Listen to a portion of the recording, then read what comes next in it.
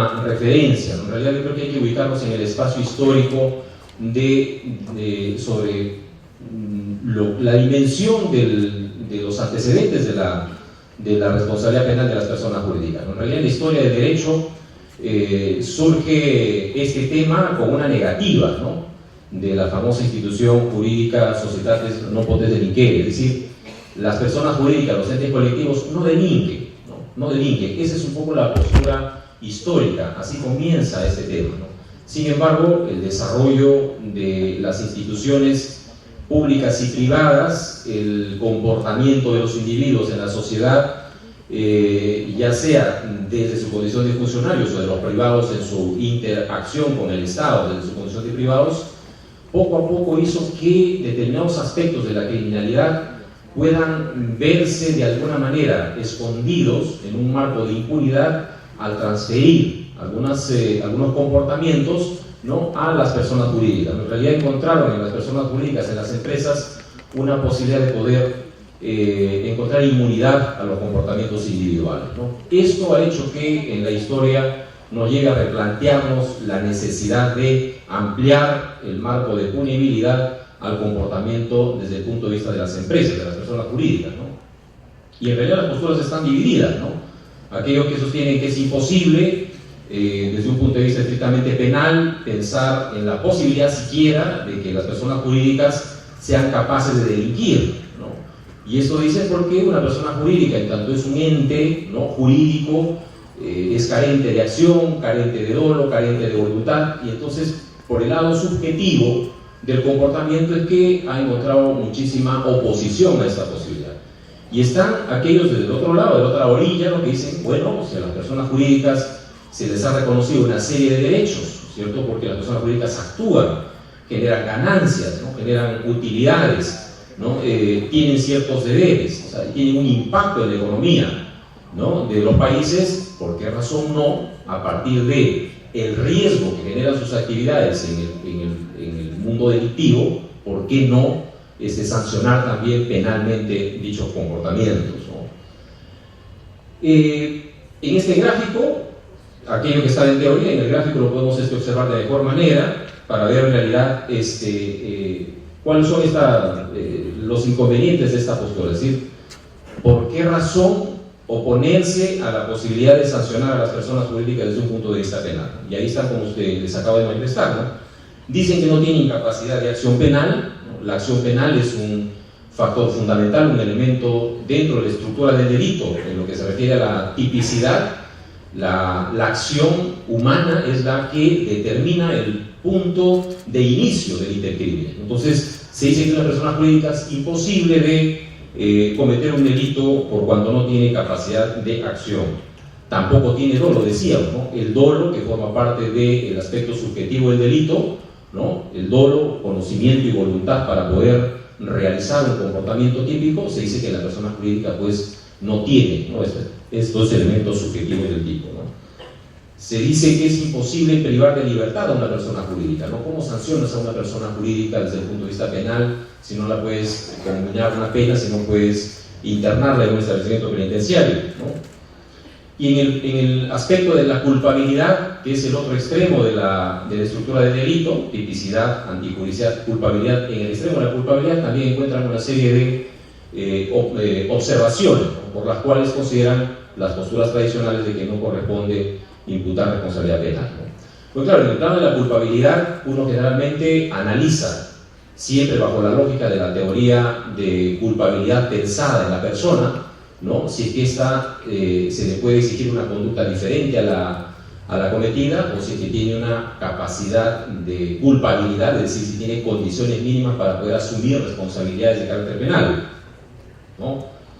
Bien, sin embargo, y voy a avanzar un poquito más rápido, porque considerando el tiempo que tenemos, el desarrollo de nuestras economías en el mundo ha hecho que empecemos a aperturar, así como bien decía el doctor Jiménez, por ejemplo, ¿no?, que hemos adelantado las barreras punitivas a los actos preparatorios, pues la economía tan globalizada ahora, ¿no?, la expansión del derecho de integración en la que los estados abren sus puertas a las actividades comerciales, o sea, no se entiende ya hoy en día un país bajo la lógica de una política neoliberal no estar de alguna manera integrada a las economías de otros países en el mundo. Entonces, eso ciertamente ha hecho también que se abran mayores riesgos delictivos, ¿no? Y en lo que el comportamiento de las empresas, de las personas jurídicas, por supuesto que empiezan a generar esos riesgos que es importante que desde un enfoque de política criminal los estados comiencen a tener que analizar y abordar, ¿no?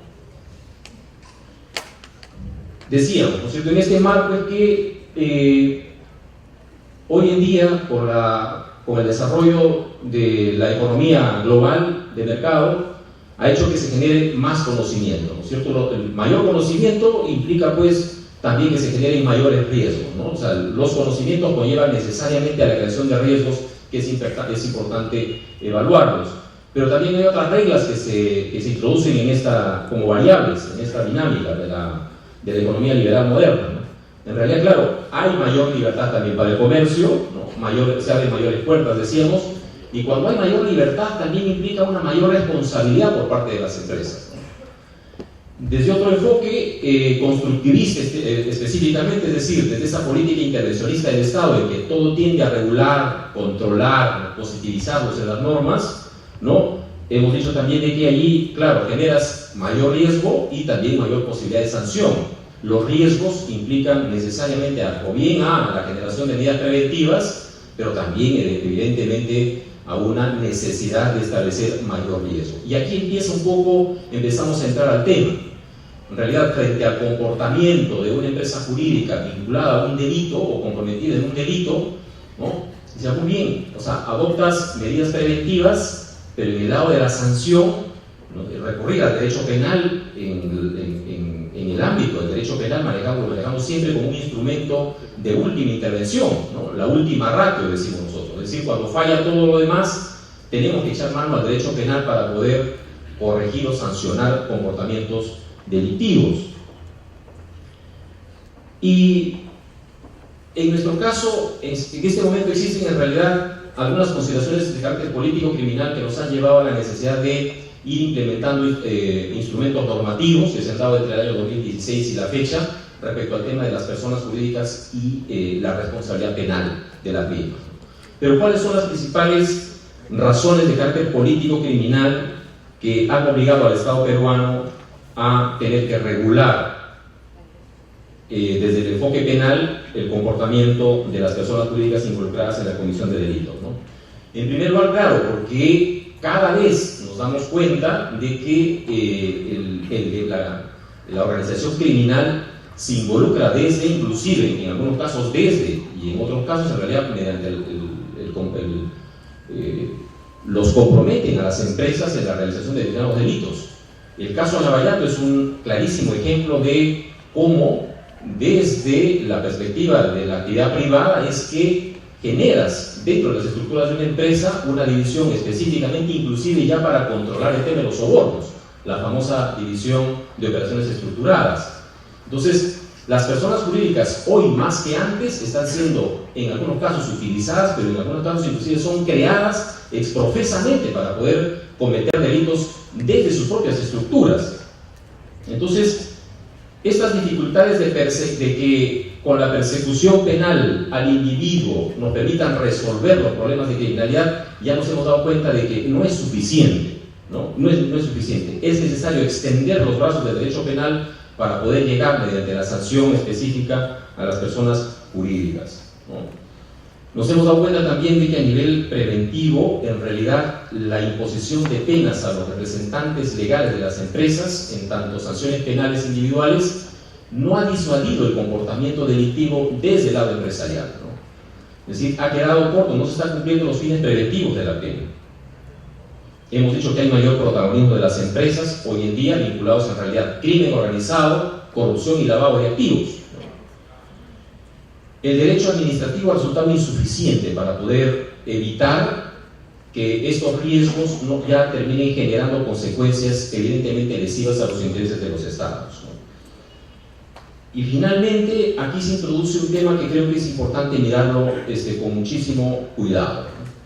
Porque pareciera en realidad que en el caso peruano, más que estas circunstancias que acabo de describir como problemática, ¿no?, de carácter criminal, en la que observamos la presencia de muchas personas jurídicas del sector privado participando en la comisión de delitos, es que en el lado peruano pareciera que el factor o la variable que nos ha movido como Estado a tener que regular sobre el tema de las sanciones aplicables en el procedimiento penal a las personas jurídicas ha sido nuestros compromisos internacionales. Y eso está bien, hay que decirlo. En realidad el Perú tiene dentro de sus objetivos desde hace ya muchos años incorporarse al selecto grupo de países que forman parte del organismo de cooperación internacional, ¿no?, de derecho económico. Es Organismo de Cooperación y Desarrollo Económico, ¿no?, el OCDE, el famoso OCDE, ¿no?, que tiene integrado ya 37 países, vigente a nivel internacional desde hace muchísimos años, con sede en Francia, y el Perú quiere aspirar, quiere ingresar a este grupo. Para ingresar a este grupo debe cumplir en realidad con una serie de políticas públicas sumamente exigentes, y dentro de ellos está el formar parte del grupo de cohecho internacional, el cohecho antisoborno. Entonces, la Comisión de Antisobornos, y allí es donde creo que el Estado peruano se anima desde el año 2016 a regular un poco más sobre el tema de la responsabilidad de las personas jurídicas vinculadas a los delitos, ¿no? Fíjese, en el caso peruano, desde el año 91 nuestro Código Penal ya contempla el tema de las consecuencias accesorias para poder ser aplicables a las personas jurídicas que se vean vinculadas con la comisión de determinados delitos, ¿no? Sin embargo, la poca experiencia que registra la jurisprudencia peruana sancionando o aplicando consecuencias accesorias a las personas jurídicas es bastante baja. De hecho, son 3 o 4 casos registrados en los últimos 15 años en los que se han sancionado a algunas empresas mediante la aplicación de consecuencias accesorias. Así le denomina el Código Penal. Y accesoria porque, claro, en nuestro sistema del año 91, vigente hasta la fecha, implica necesariamente que el representante de la empresa o el directivo o el gerente tenga que ser procesado, ¿no?, y condenado por un delito, pero que el comportamiento delictivo de alguna manera esté vinculado a la empresa y que desde la propia empresa se han generado las condiciones en términos de riesgo para esa comisión de ese delito. El Código Penal prevé desde el año 91 la aplicación de estas consecuencias accesorias, que son el tema de la multa, la inhabilitación, la suspensión de actividades, hasta la clausura inclusive de local. Eso llevó necesariamente a que la falta de experiencia jurisprudencial, a que en el año 2009 la Corte Suprema sacara un acuerdo plenario, porque claro, algunos magistrados no sabían exactamente cómo medir la aplicación de estas consecuencias accesorias. No había experiencia. Entonces la Corte Suprema en el año 2009 sacó un acuerdo plenario, el 7-2009, y estableció las pautas de qué requisitos se necesitan para que una persona jurídica sea incorporada al proceso y pueda ser merecedora de la aplicación de consecuencias accesorias por su participación o involucramiento en la comisión de estos delitos. Hoy en día, insisto nuevamente, tenemos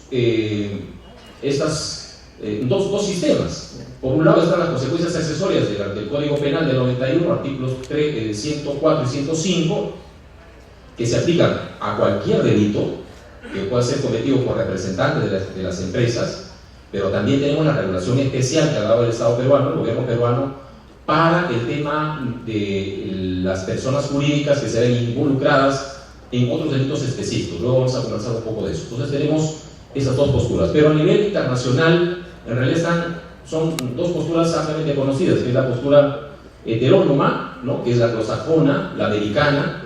Ellos prevén ahí de que ellos pueden procesar independientemente a una persona jurídica en el ámbito penal y aplicarle sanciones de carácter penal, ¿no? Generalmente estos casos, desde un punto de vista también de mecanismos alternativos al proceso penal, o sea, que no lleguen a una sentencia, terminan con soluciones como terminaciones anticipadas, en las cuales las empresas pagan millonarias multas y se resuelve el problema de esa naturaleza. Es decir, solo necesitan que se demuestre que los apoderados, los gerentes o los representantes de las personas jurídicas hayan cometido, ¿no?, un delito, pero en nombre de la empresa, es decir, en favor de la empresa, ¿no?, que los hechos cometidos por sus representantes hayan sido en nombre de la empresa o por nombre de la empresa, ¿no? Y luego está la postura autónoma, que es la que de alguna manera rige en Europa, en el caso peruano también, aunque ya hoy por hoy en nuestro caso hemos adoptado una postura mixta, ¿no? Es decir, no solamente estamos aplicando la postura autónoma, sino también la heterónoma, ¿no? En el caso de la postura autónoma, aquí se sanciona a las personas jurídicas cuando se detecta que hay un defecto de organización. De hecho, las consecuencias accesorias previstas en el artículo 105 del Código Penal se basan en esa postura autónoma, en la que basta con demostrar un riesgo en las operaciones de la empresa, ¿no? Para que se vea vinculada con el comportamiento delictivo de sus representantes y de esa medida justificar la imposición de estas consecuencias accesorias.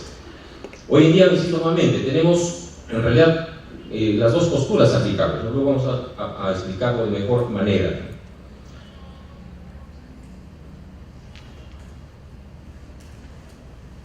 Entonces tenemos en este momento nuestro derecho interno con este desarrollo de carácter penal general en el Código Penal de las denominadas consecuencias accesorias, y tenemos estas leyes especiales como la Ley 3424, que ha sido dada en el año 2016, y otras más que las han complementado, pero también tenemos un marco de derecho internacional, y esto es sumamente importante, porque estos instrumentos internacionales, y me refiero a la Convención de Naciones Unidas contra la Corrupción y a la Convención Interamericana también contra la Corrupción, no son de ahora, son instrumentos internacionales que ya están vigentes para el país desde hace varios años.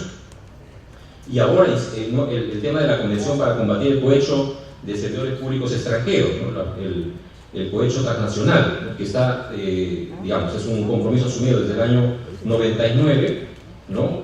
Pero que el Perú quiere ingresar, digamos, también a la OCDE a través de su incorporación a este grupo, ¿no? Entonces, estos instrumentos internacionales de alguna manera establecen las pautas y obligan al Estado peruano a tener que regular la responsabilidad penal de las personas jurídicas. Insisto, en otros países han sido categóricos y lo han establecido de manera directa, ¿no? Es decir, han reconocido que sí es posible admitir la responsabilidad penal de las personas jurídicas y han establecido sanciones desde ese enfoque. En nuestro caso peruano, vamos a ver más adelante la ley específica que he mencionado, la 3424, le han puesto entre comillas responsabilidad administrativa, ¿no? Y diera la impresión en realidad que a su vez el Estado peruano quiere y no quiere asumir la postura de la responsabilidad penal de las personas jurídicas.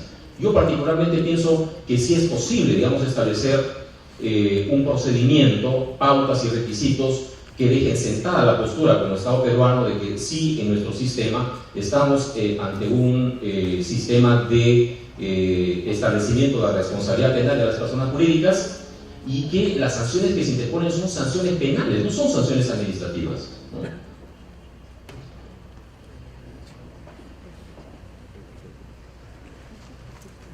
Bueno, había quedado aquí, creo que en el corrido de las diapositivas, esto lo habíamos conversado ya. En el marco normativo nacional, estos un poco son los antecedentes, ¿no?, que yo estaba manifestando. Es el artículo 105 del Código Penal, que establece las consecuencias accesorias, las normas que se han dictado de manera posterior, que han tenido como propósito en realidad establecer los criterios para poder establecer y medir estas consecuencias accesorias.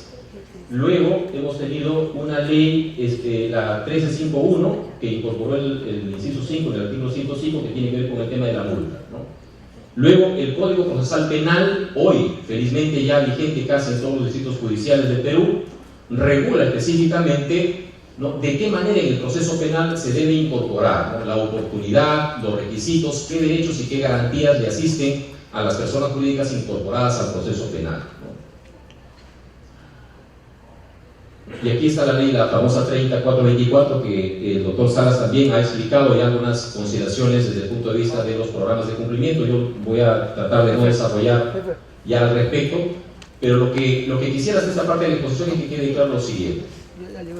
En la legislación penal peruana está ya prevista la aplicación de consecuencias accesorias, pero en realidad son sanciones penales a las personas jurídicas que a través de sus representantes se ven involucradas en temas en la comisión de diversos delitos. ¿De acuerdo? Tenemos de alguna manera los instrumentos internacionales que obligan al Estado peruano a tener que implementar estos mecanismos de sanción penal a las personas jurídicas. tenemos esta legislación especial que tiene que ver precisamente con esa intención del Estado peruano de ingresar a este grupo de cohecho internacional, que aún no formamos parte. De hecho, estamos en un proceso de evaluación en este momento. Hemos pasado la primera fase de evaluación, nos ha ido bien, pero necesitamos todavía pasar 2 fases más para lograr ingresar a este grupo de cohecho internacional, que sería un paso más dentro de ese propósito como política nacional de incorporarnos a la OCDE.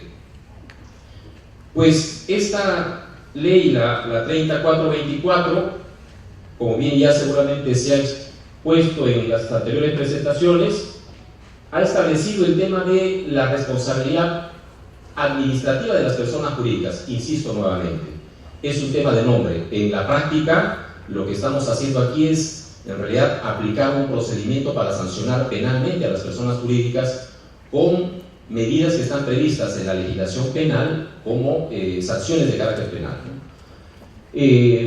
De tal manera que este tema de la responsabilidad de las personas administrativas, la verdad que pienso que es una denominación que no se condice con lo que en la práctica estamos realizando con los procedimientos de carácter procesal penal en contra de las personas jurídicas.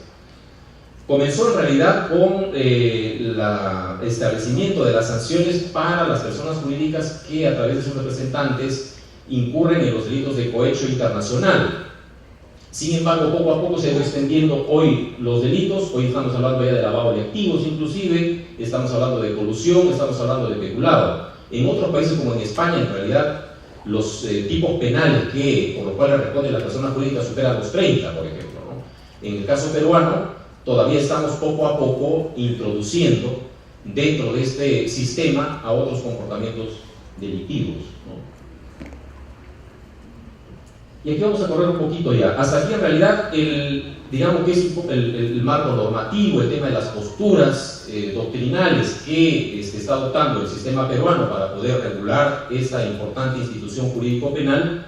Pero ahora decíamos, miren, en los temas prácticos, en realidad, a ver, en el caso Utopía, el caso Business Track, solo por recordar algunos casos, en el caso, por ejemplo, de Canal 4, se registran sentencias penales en las que han aplicado las consecuencias accesorias del 105. Pero el caso Odebrecht, por ejemplo, es un clarísimo ejemplo de cómo desde la propia empresa, ¿no?, se crean los instrumentos administrativos necesarios para poder desarrollar una economía basada en la comisión de delitos, lavado de activos y corrupción. Y si acaso no corresponde, a mi juicio sí, de que estaríamos incluso hablando de organización criminal, ¿no? Entonces, ese es un claro ejemplo, por ejemplo, en el que el sistema penal peruano debería responder en realidad con todas las herramientas necesarias para resolver este caso sin que se nos vaya a escapar los propósitos de política criminal que también tenemos nosotros como país, ¿no? Frente a hechos de esta naturaleza, ciertamente, ¿no?, está el tema de la colaboración con información, el tema de la reparación de los daños, ¿no?, y el tema de las sanciones también, ¿no es cierto? En otros países la empresa Odebrecht está mereciendo un tratamiento distinto al nuestro. De hecho, en el nuestro el tema de la colaboración eficaz nos ha dado resultados sumamente interesantes, ¿no? Este es el número de empresas, fíjense, vinculadas al tema Lavallato, 64 empresas actualmente comprometidas en casos en la comisión de delitos, ¿no?, de corrupción en algunos, de lavado de activos en otros, ¿no? 64 empresas. No tengo aquí el dato específico de la condición en la que están. Muchas de ellas están como terceros civiles responsables por la comisión de delitos cometidos por sus representantes, y en otras, entiendo, tienen la condición de investigadas, es decir, están postulando a que a través del proceso penal finalmente se les pueda imponer las consecuencias accesorias previstas en el Código Penal, salvo que se acojan a una colaboración eficaz que hoy está contemplado en la Ley 30737, esa posibilidad. Entonces, pero para darnos cuenta de la magnitud del involucramiento de las empresas en la comisión de delitos, solo nuestros datos. Eso es el tema de números. O sea, la empresa Odebrecht se tiene registrado hasta ahora, eso, digamos, por información que ha dado también el equipo especial en diferentes medios, hay 61 millones de dólares aproximadamente comprometidos en el pago de sobornos y 9 millones de dólares en lo que va de financiamiento de campañas políticas, ¿no? Aquí voy a correr un poco. Esto es una estadística que trabajó la Procuraduría nuevamente, con el propósito de que ustedes tomen nota de el nivel de impacto del comportamiento del sector privado, o sea, de representantes de empresas en la comisión de delitos, pero también de otro es cuál es el papel de las personas jurídicas dentro del proceso penal. Y aquí nos vamos a sorprender con las cifras. Y vaya la lógica, les decía de que en realidad existen muy pocos casos, por falta en realidad de práctica judicial, de incorporar al proceso a las personas jurídicas, ya sea como tercero civil responsable o en su condición de investigadas. Solo 16 casos tenemos, por ejemplo, a la fecha en la que personas jurídicas están siendo investigadas como tales, no como tercero civil responsable, sino como investigadas en procesos por corrupción. El delito con mayor incidencia, ustedes lo tienen ahí, es colusión y luego peculado, en menor cifra, ¿no? Eso es por el sector que afecta. Construcción y transporte son los sectores que más efecto negativo generan, o sea, con las consecuencias del delito son entidades agraviadas, ¿no?, en la comisión de estos delitos, ¿no? Aquí vamos a mostrar casos en los que la persona jurídica ha sido incorporada al proceso como tercero civil responsable. La cifra, nuevamente, es una cifra relativamente baja, son 63 casos. Aquí la condición de la persona jurídica es como tercero civil responsable, es decir, está siendo procesado su representante y la persona jurídica ingresa como tercero civil para asumir solidariamente el futuro pago de las reparaciones civiles. Nuevamente, el delito con mayor incidencia, el tema de colusión, ¿no? Eso está dividido por etapas en el proceso penal y por entidades agraviadas. De estos 63, 28 están en etapa de investigación preparatoria. En juicio oral 11, en realidad, no son cifras trabajadas a partir de lo que tiene la Procuraduría. Yo voy a pasar esto, voy a correr un poco y voy a irme a este lado, que es importante esta cifra. Fíjense, 1418 representantes de empresas tienen la condición de investigados por temas de corrupción. Entonces, esta cifra de 1428 representantes o gerentes de empresas que están siendo investigados por temas de corrupción no se condice con la reacción que tiene el sistema para mirar a la empresa también, el comportamiento de la empresa e incorporarla al proceso. Porque en todo caso, si bien es cierto, nuestra legislación es sumamente exigente para establecer los requisitos, ¿no?, para incorporar a una persona jurídica como investigada, pero cuando menos como tercero civil responsable, entendemos que sí se cumple satisfactoriamente desde el punto de vista procesal en la mayoría de casos. 1418 representantes de empresas que están siendo investigados por corrupción. Y fíjense nuevamente el delito de mayor incidencia, la colusión nuevamente, ¿no?, que tiene que ver con los delitos, el delito que tiene que se constituye en el tema de generalmente los contratos, las licitaciones públicas, ¿no?, para la realización de obras de inversión pública. Ahí están. Si ustedes se dan cuenta, en investigación formalizada, o sea, en investigación preparatoria, tenemos 400 representantes de empresas. Aquí, por lo menos, lo que correspondería es que en la mayoría de los casos la empresa debería estar como tercero civil responsable, pero ustedes han visto ahí la cifra de 63 casos.